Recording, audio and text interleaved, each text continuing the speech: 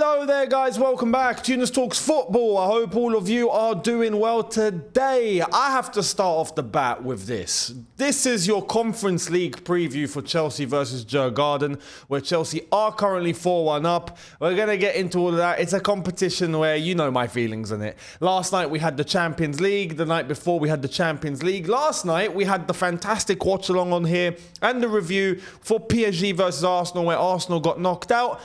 We all had our banter. We all, saw everything that transpired afterwards. I'm sure all of you watched Troops, you watched Turkish, you watched AFTV, or you watched... Well, did you watch Ligue 1? I did. And then I was like, okay, that's it. I'm going to call it quits. I got to go to bed. I'm going to go to bed, have a nice rest, a nice sleep. I've gone to sleep. I've woken up. I've taken my time. I've come back. I've checked my messages. I've checked what's going on. I've gone online. Ligue 1 is still live. The emergency watch along is still going on. I think it's still going on to this now. It's been, what has it been, 14 hours since or something? What the? Hang on, I'm going to actually look this up and verify it now. Is Ligue 1 still got... Oh, he finally ended. He finally ended. Unbelievable. Unbelievable. In fact, he's managed to get himself 300,000 views from that. I mean, fair play. But 14 hours, the crash out of Arsenal supporters is one to always remember. They are different. They are different. When they crash out like no one else can. Yeah? So, it's nice we get to bring those vibes to this preview. It's a preview, like I said, I don't really want to be doing because I don't want us to be competing in this ever again. But it's something that we are in and we've got to go and win. This has to be our trophy. It's as simple as that. If it's not, it's an embarrassment. It's got to be. Now, we're already in the final. If we're being completely honest, we're already in the final. This game taking place at the Bridge tonight, where there will be a watch-along. There will be a review straight after, so make sure you guys are here. We're currently 4-1 up. Life is looking good. We've got Newcastle on the weekend to think about. So taking that into consideration, and also the fact that when we did play on Sunday against Liverpool, we got ourselves a fantastic result, a fantastic performance. There's things that need to be changed tonight in order to compensate for that and also heading into the Newcastle game. I'm of the opinion that, yes, you can handle more than 2-3 games a week, right? But we've done that pretty well, considering we flew to Sweden, played to Djurgarden the weekend before that, got the result against Everton. Was it Fulham? Everton, well, you get the gist. Went to Sweden, got the result, come back, managed to play against Liverpool, got the result, and we didn't rotate too much. So that's what I mean, and we actually pulled it off. Now, because we've got a very important game against Newcastle, which, like I've already told you, in my head, I've kind of written off. That's a game where it always ends badly, right? Now, if we do actually go there and get a result, then I think Champions League football is going to happen. The Champions League race is back on. But Sunday is very, very important because if we do somehow get it against Newcastle, then I think it's in the pocket. So it's a final, basically, right?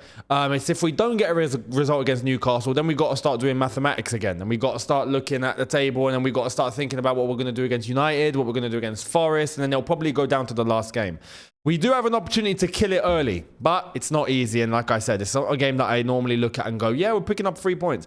So we'll wait and see. We'll wait and see for that. But because of that, and because of the importance of this game, we look at this game against Djurgarden, and I think for this one, there has to be a lot of rotation. There has to be. There has to be. I think it's unwise to go with players that you need for Sunday, and just take unnecessary risk, right? It's unnecessary risk.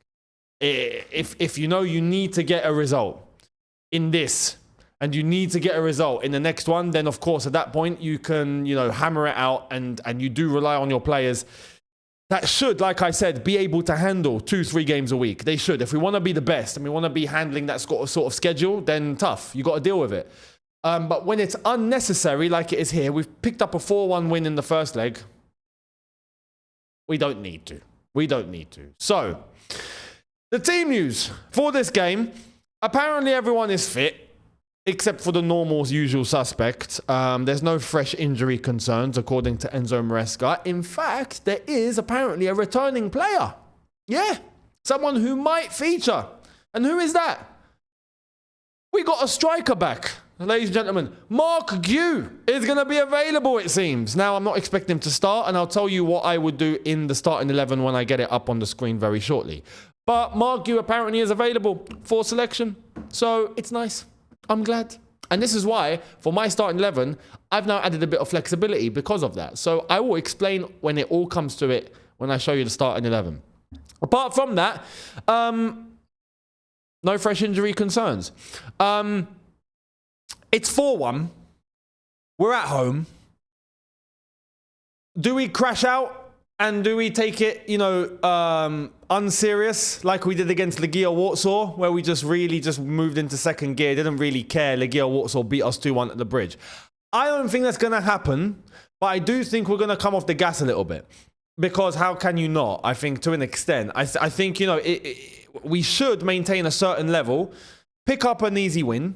I would think. No disrespect to Djurgarden, but we are 4-1 in front, and we are going to be playing at home. And I don't think it's going to be a battering, I'll be honest. But I do think that we pick up a straightforward win. I'll get to the predictions at the end of this video. But taking all things into consideration, it should be a straightforward evening at Stamford Bridge. Again, this is going to be a fixture where, look, it's the Conference League. Even if it's a semi-final, it's the Conference League. There's going to be empty seats. It's a Thursday night where if it's an unnecessary game, there's going to be fans that are just not going to be that fast to go. It's like I said, look, this is a competition we just don't want to be in anymore. We must get ourselves back into the Champions League, especially after what we've witnessed in the last two evenings with the Inter Milan-Barcelona semi-final, the PSG-Arsenal semi-final. That is just a competition you want to see your team involved in. And, unlike Arsenal, I'd like to think that even in our tough periods, but, I think it's safe to say, at least our fan base, I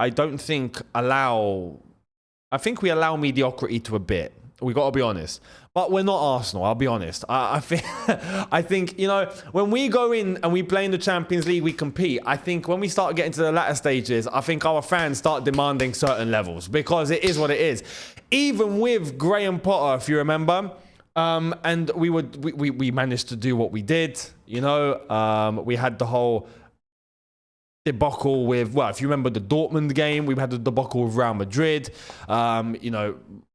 Unwisely, Todd Bowley was like, yeah, we're going to go to the Bernabeu and win 3-0. I mean, that was never going to happen. But, you know what? If you remember that time, losing at the bridge, we went to the Bernabeu, we actually nearly got the job done. That is, even in our bad periods, there's a thing about Chelsea where when we have to show up and it's our backs against the walls, somehow we actually put something to the table. We actually do bring something to the table. So look, we'll see. We have to qualify for it and we have to compete in that competition. This I don't want to see again. But we have to win this. We have to. There is no if, buts, or maybes. We must bring this home and then never compete in it ever again. Yeah? This is basically a trophy just for the Bants. This is a trophy just for the Bants. It's just for something to stick in the trophy cabinet. That's it. Another one. All right, nice one. Stick that in there. Done. We don't need to look at it again. That's all it is. That is all it is. So, Djurgarden, and then I think it's going to be a serious final against Real Betis or Fiorentina. We'll see which one goes through. So that's that. Now, starting 11. What are we going to do? Well, without further ado, let's get into it. This is my starting 11. I'm going Jorgensen in goal because obviously it's going to be Jorgensen. It's not going to be Sanchez. The centre-backs, I would rotate. I would. And look, Chalobah was absolutely immense against Liverpool. Levi Colwill even stepped up and had a decent game. I wouldn't play them for this. I would bring on Tosin and I would bring on Badiashile. Those two fill in the centre-back roles.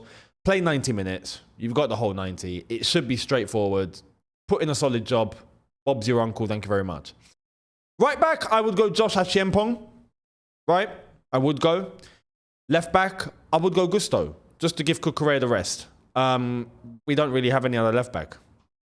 So, unless you play Samuel Smith, which I think maybe, is he in the squad? I don't know if he's in the Conference League squad. But Gusto, for me, would start at left back. So I'll be happy with that. And you know what? He can play 90 minutes. It's Djurgarden. At home, he should be able to do it. Some would say play Reece James. No. I wouldn't want to play Reece James here and then play him against Newcastle on Sunday in a must. This is a seriously important game. Save him for Newcastle. Simple. And look, Reece James has to be involved against Newcastle, as far as I'm concerned.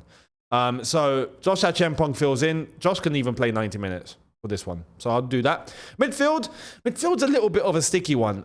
Dewsbury Hall, definitely. Why not? In a game like this, why not? Any other game? No. But this game, why not? Dewsbury Hall plays and he plays 90 minutes. Enzo to start next to him. But that's only considering there isn't any other option. You could say, yeah, you know what? Play Lavia.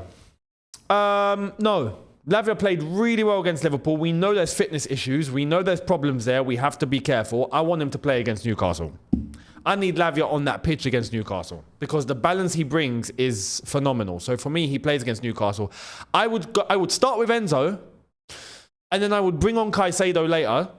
I would keep Dewsbury all on, give Enzo and Caicedo maybe 45 each or 60-30, and then keep Lavia for Newcastle and then see what happens in terms of who we're going to pick for Newcastle. So there's that.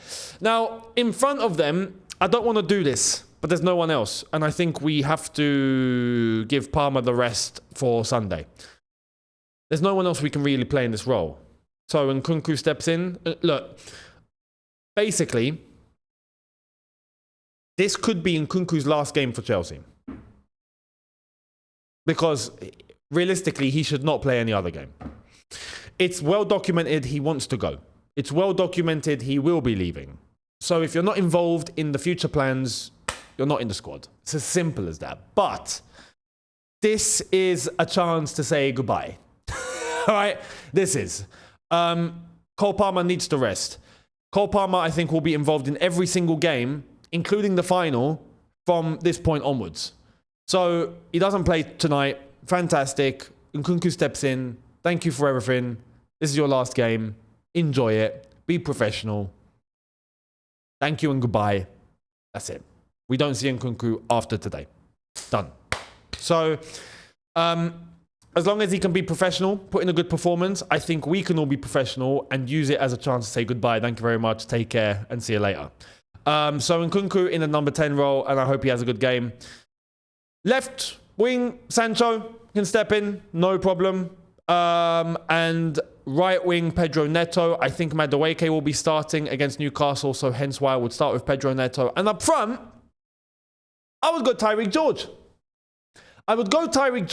And I would give him an hour in that role. Yeah, we've got flexibility here. We're 4-1 up. So Tyreek George, do what you got to do. Let's see what Tyreek George can do up front with no pressure. Yeah, we get a good baseline of what Tyreek George is capable of as a forward, right? And then later on, we bring on Mark Yu for half an hour.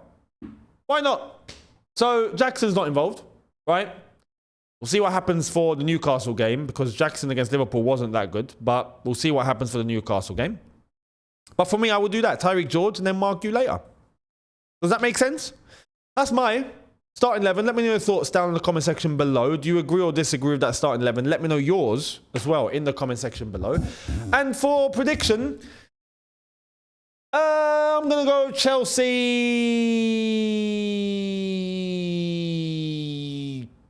I want to say 2 or 3. I want to say 3, but I think we're going to come off the gas, I'll be honest. I think we're going to go into second gear. So, I don't know, maybe 2-0? I don't think Djurgarden score.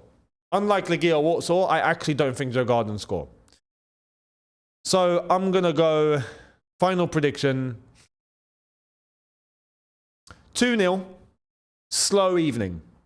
This isn't going to be a match for the ages. Yeah, it's going to be a very slow game. I think it's going to be low tempo. I think it's going to be like a training session. I don't think there's going to be much to it, especially with the levels that we've been used to for the last 48 hours with the Champions League and the watch-alongs on there. We were living life. This one's going to be slow. Yeah, so brace yourselves. But we've already got the result in the bag, I think. So, yeah, I don't think we're going to really get out of second gear. We'll see. Make sure you're here for the watch-along where we will go through the motions together, see how it all transpires. Let me know your predictions down in the comment section below. And I'll catch all of you later on tonight for the watch-along. I'll see all of you there. Thank you so much, people. Let me know all of your thoughts in the comments, and I'll catch you later. In a bit, people. Look after yourselves. Take care, and peace.